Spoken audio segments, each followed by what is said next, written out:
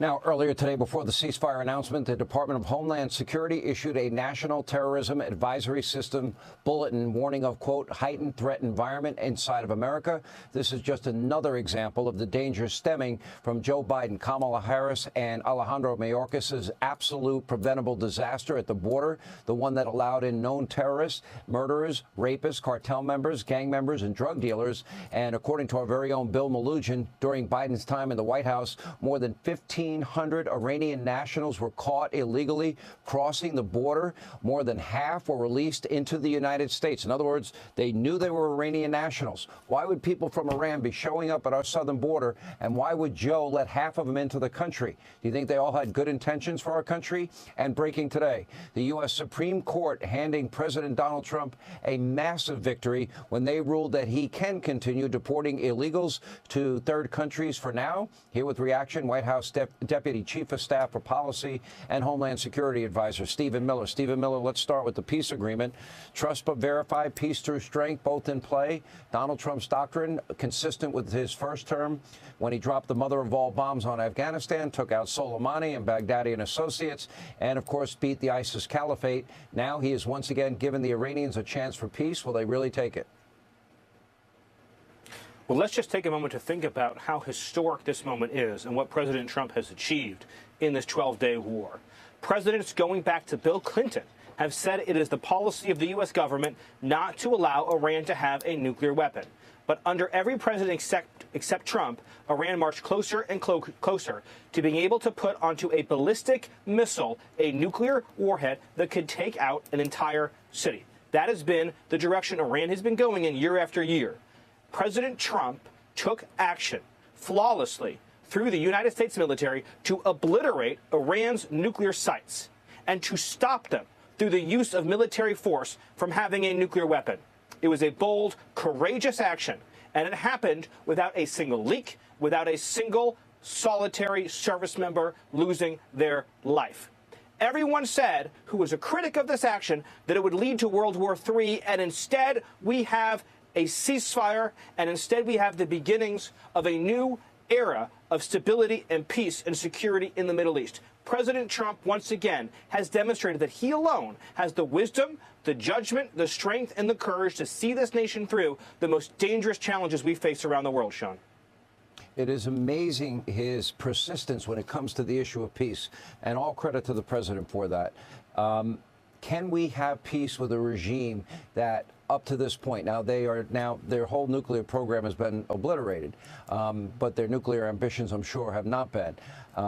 As Senator Graham said, he would like to hear them recognize Israel. That would show a level of seriousness in terms of a ceasefire. In that time, in other words, it won't buy them time to build up their ballistic missile program. And instead of 2,000, pound bombs, they'll have 4,000-pound bombs. Do you think, as part of this deal, I know that the Secretary of State, I know Mideast Envoy Steve Witkoff, Marco Rubio, the two of them will be now in contact with the Iranians. Do you feel a level of confidence that they will agree to the inspections that would be necessary to trust and verify?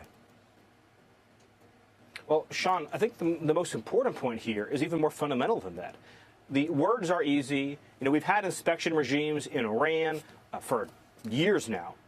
The lesson that the Iranian regime has learned from President Trump is the lesson of hard power, Sean. President Trump gave them a 60-day deadline. The deadline was very clear. Make a deal with us or pay a price you cannot imagine. Look what's happened over the last 12 days.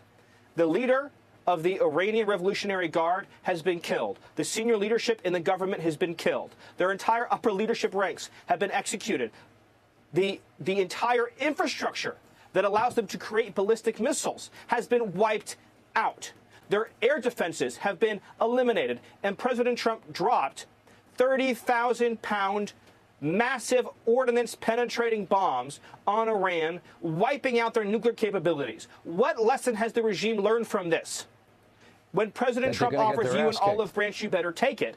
Because if you don't, what's going to happen? So, we can talk about words and press releases and everything else. Sean, the lesson the world has learned is that President Trump talks softly and he carries a stick that will smack and destroy and annihilate any single effort to create a nuclear power in this country that threatens American security. No ambiguity. I'm in full agreement with everything you said. Quickly, we have less than a minute. Your reaction. This court decision is massive, Steve. Yes, this is an incredible victory, the Supreme Court win.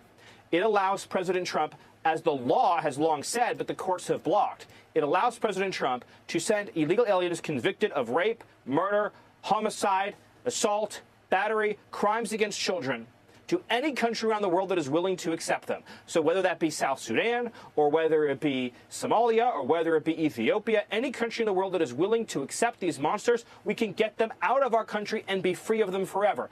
The only thing I have to share tonight, Sean, in a little bit of breaking news, is that the district court judge in Boston has said he's going to defy the Supreme Court's ruling. So expect fireworks tomorrow when we hold this judge accountable for refusing to obey the Supreme Court. All right, Steve Miller, we always appreciate you being on. Thank you, sir. This was a big decision and a big win all the way across the board. But the real big win is Iran's nuclear ambitions were obliterated on Saturday night. Hey, Sean Hannity here. Hey, click here to subscribe to Fox News YouTube page and catch our hottest interviews and most compelling analysis. You will not get it anywhere else.